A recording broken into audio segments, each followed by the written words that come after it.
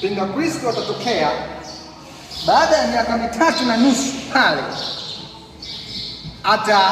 atalisimamisha chukizo la uharibifu,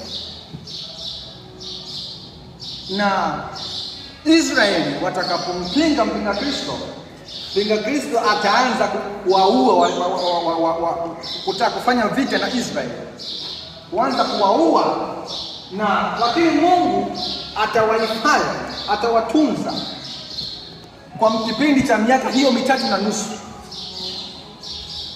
ya pili. Maana miaka 3.5 ya kwanza imepita, mpinga Kristo anaanza kufanya vita na wateule ambao ni taifa la Israeli hapo ulimwenguni.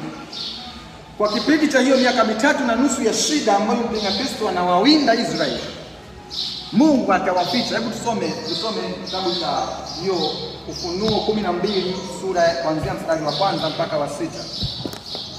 Ufunuo sura 12 mstari wa 1 mpaka mstari wa 6.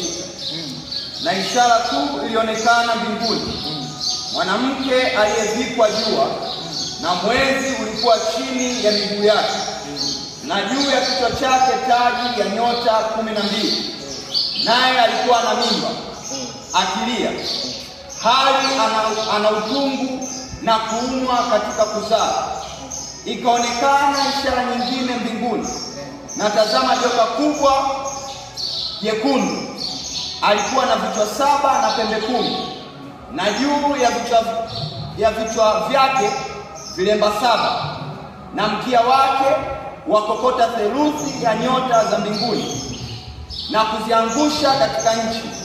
Na yule joka akasimama mbele ya yule mwanamke aliye tayari kuzaa, ili azaapo amle mtoto wake. Naye akazaa mtoto mwanamume, yeye atakayewachunga mataifa yote kwa fimbo ya chuma, na mtoto wake akanyakuliwa hata kwa Mungu na kwa kiti chake cha enzi. Yule mwanamke akakimbilia nyikani, ambapo ana mahali palipotengenezwa na Mungu, ili wamlishe huko muda siku 1260. Umeandikwa katika lugha ya mafungu. Sasa tuanze kuelewa vizuri. Anasema akamwona mwanamke ambaye amevikwa jua na mwezi na nyota. Na sasa huyu mwanamke ni nani? Na tunaona kwa habari ya joka, tunajua joka ni shetani ambaye mkia wake umekokota theluthi